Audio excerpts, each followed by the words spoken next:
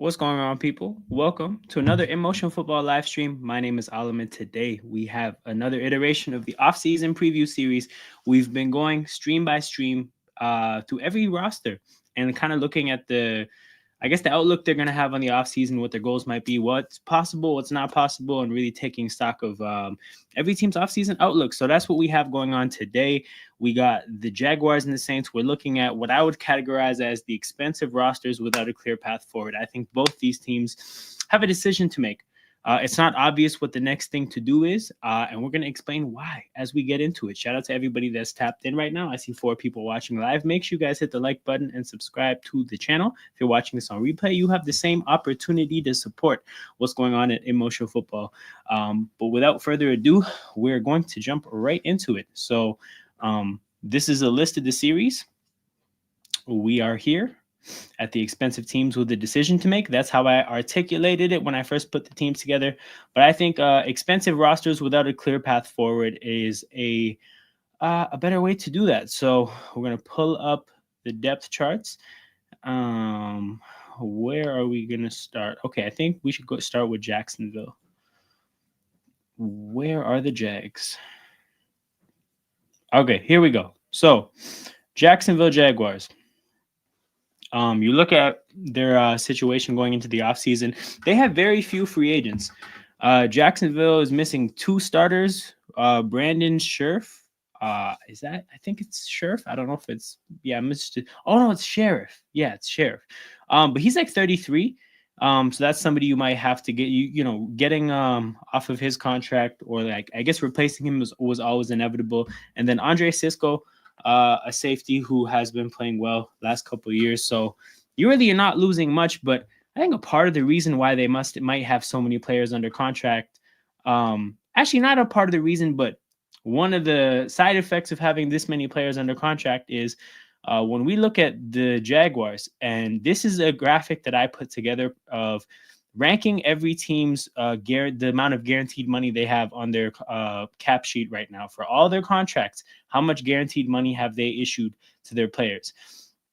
The Eagles and Browns are the only teams with more guaranteed money than the Jacksonville Jaguars. The Jaguars, the same distance between the Eagles and Browns to them is the same distance between them and the next team. The Jaguars have an extraordinarily expensive roster. And if you look at what that roster did for them last year, the Jaguars by EPA were the 18th best offense, middle of the pack, and defensively were the 31st ranked defense. So you had a middle of the pack offense and a horrible defense. That's what you're bringing back next year for all that money. So as I said before, this is a team that I don't think has a clear path going forward. And the reason is because you have really, it doesn't make sense to keep spending. You have to have a fairly cheap offseason, in my opinion. Part of what I explain, I think what I'm going to get to explain when I preview the Eagles is that if you have an expensive roster, it's not a big deal to keep spending if you know that you have a good team, you know you have a young core, and you know that you're going to be able to sustain success. But if that's not the case, it really doesn't make sense to just keep spending. The Jaguars, they don't know that they have a good team. They have some young players, but no, it doesn't make sense at all for them to keep spending. So as far as where they should go with this team, the question has to be asked, do you tear this team down and start a rebuild because you're in year 1 of Gladstone and Cohen? You're in year 1 of this GM and coaching staff's regime. Year 1 is when you have the most flexibility and it makes most sense to start a rebuild. Now, at the same time, from an ownership standpoint, if you think you have, you have this expensive roster, you've spent so much money on this team. The owner of this organization came out and said, I think this is the most talented Jaguars team ever. When you have that type of outlook on the team, one would think that the owner probably sees the Jaguars from last year and blames it on coaching. That's probably why the coach got fired. So the question becomes, does it make sense for the team to rebuild, or does it make sense for them to try to be good? Because the whole purpose of getting a new coach is you figure that this coach is going to be able to maximize what you have better than the last guy. The Jaguars are supposed to have a lot. They're an expensive roster. The owner thinks that it's the greatest, most talented Jaguars team ever. I think the decision about whether they should try to be good or try to tear things down is actually a pretty complicated decision. In this context, I think trying to be good would not be, spending. It would be what trying to be good in this context means holding on to the players and seeing where things take you. Tearing things down in this context would mean trading a lot of your veteran players in bigger contracts. You got Mitch Morse, who's 30. Again, anybody in bold in all caps is a player above 30. Evan Ingram. Hilariously, only 2 players above 30, but Christian Kirk, some of these older players on big contracts, tearing down and rebuilding would mean getting rid of them. But in this context, I actually don't think the Jaguars are going to do that. There's a lot of pressure to get the most out of Trevor Lawrence. The owner clearly believes in the roster. I don't think the Jaguars are just going to tear things down. I actually think they're going to look at Liam Cohen and they're going to ask him to make the absolute most out of this roster. So for that reason, this is why they're in this category of an expensive team without a clear path, because it's not like Cleveland where the clear path forward is blow the whole team up. It's not like they're not like let's say a Raiders or a Jets of in a sense of like they're not a good team, but obviously they don't have much money spent and they know that they can start building. The Jaguars can't really build, and it'll be difficult for them to concede that they're a bad team. So as far as what I would do, I'm not looking to add to this. I'm not looking to add too much more guaranteed money to the Jaguars. I'm going to look to draft. I'm going to look to make some trades maybe, and I'm going to look to develop. That's got to be what this year is. This is a big Liam Cohen year, I think. They're going to ask him to maximize what they have here, and it's going to be on him to see what he can do.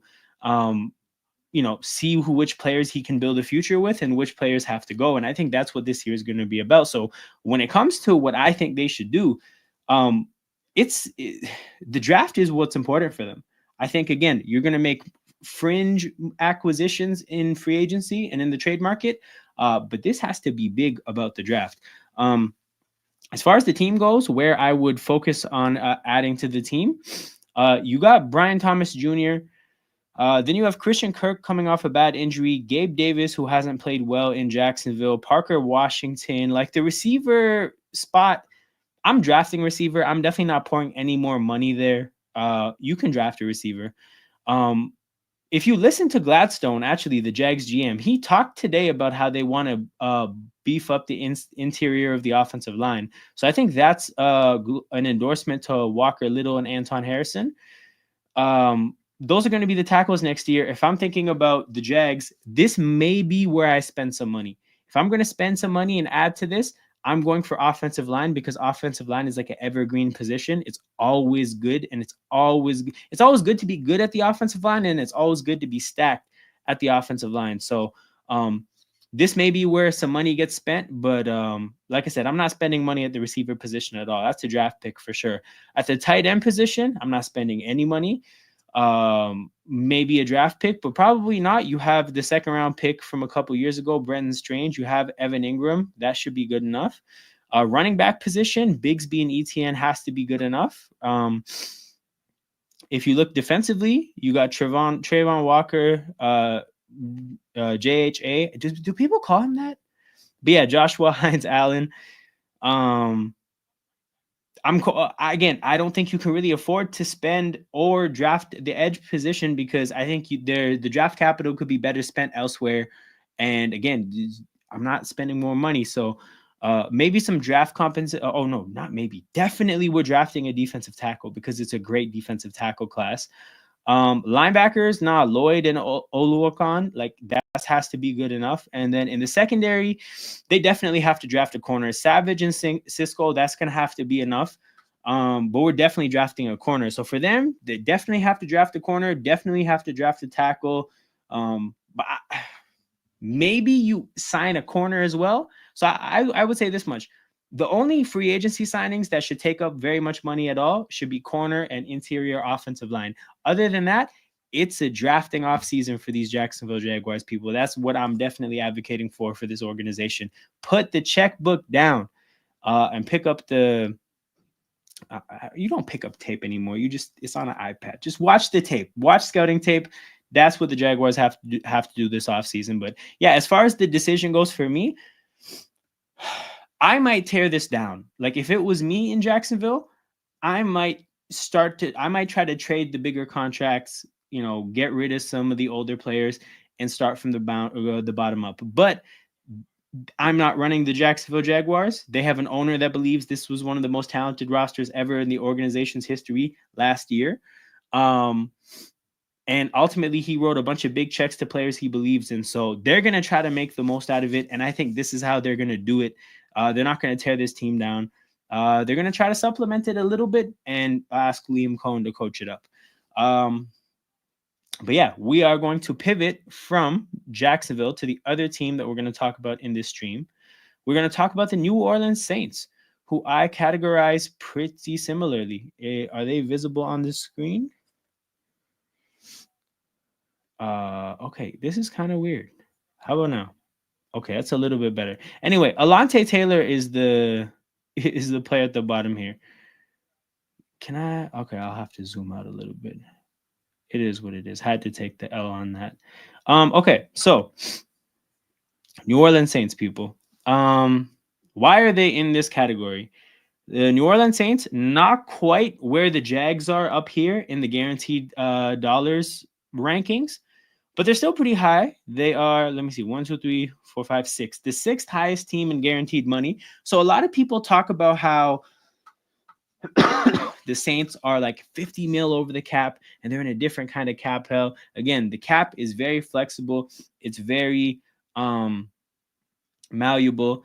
The Saints are not that deep into cap hell, primarily because they can move money around to make their space. That's what they've been doing. That's definitely what they can do from this point going forward. And if the fact that they're not this high on this list means that they don't have very much money committed to future years in the way of guaranteed money. So the money is movable. They're going to figure out how to get under the cap. That's definitely going to happen. But yeah, New Orleans Saints, a fairly expensive team. Again, when you look at a team like the Dolphins, if you think about the Tua injuries, to look at the Niners, all their injuries, Jaguars. I mean, again, the Jaguars and the Saints are here for a reason, but Eagles, a lot of these teams that are up here in spending are supposed to be good teams. Browns are just a different type of hell that they're in. But yeah, the two outliers otherwise are the Saints and the Jaguars. That's why they're in this group together. But yeah, Saints, fairly expensive team. If you look at what that money got them, it got them a team with the 22nd ranked EPA offensively and the 24th ranked EPA defensively. So considerably not a good team. But it's going to cost them a lot of money this upcoming year. So what do they have? What are they missing? They're missing Lucas Patrick, who I don't think is a particularly good guard. MVS, who actually played way better than I would have expected. I don't think he's good at football, but he kind of made a weird career resurgence in New Orleans last year. So, I mean, I still don't think they're missing much with this free agent loss, but they are losing a guy who produced last year. You got their fullback that they're losing. And then in the secondary, I don't think Will Harris was particularly productive, but Paulson Adebo was actually kind of a sleeper, like not that bad at football. Look who's not watching Celtics versus Raptors game. Yeah, honestly, I don't have it. I got the Raptors game tomorrow, but I saw they were playing the Celtics, and I said, no, thank you. Shout out to Jared, though, bro. Good to see you in the chat. But yeah, so I think from a standpoint of what they're losing, Paulson Adebo is the big one. Other than that, you're losing depth just like everybody else. But you're bringing the bulk of this team back. And again, this team was severely impacted by injuries last year offensively in terms of the amount of games that Olave missed and the amount of games that Carr missed. So, you could probably say that they should have had a better offense than 22. But yeah, this is, average to below average kind of a team. It's going to cost them a lot of money. So the decision, again, has to be made of, what do you do from this point onwards? And it's the same decision that Jacksonville has. You brought in a new coach, and because you're in year one of that coach, it's really the best time and the safest time to have a rebuild. But at the same time, your roster costs money because you do have some talent, and you have a brand new head coach that you've identified as somebody who should be able to turn the tide on things. what like do you does it not make sense to ask this new coach to, hey, coach this team up? We think that it's not that bad. We think it could have been better had it been healthy / had a better coaching last year, and we want to see you do that. We want to see you do what you're paid to do and coach up this team. So I think the Saints are going to make a similar decision to the Jacksonville Jaguars, and I think they're probably going to have an offseason that doesn't involve too much spending from a free agency standpoint, and mainly just has it's about the draft and just maybe a couple signings at pivotal positions. So for the Saints in this case, you're bringing back Olave, Shaheed, and next to nothing at the wide receiver position.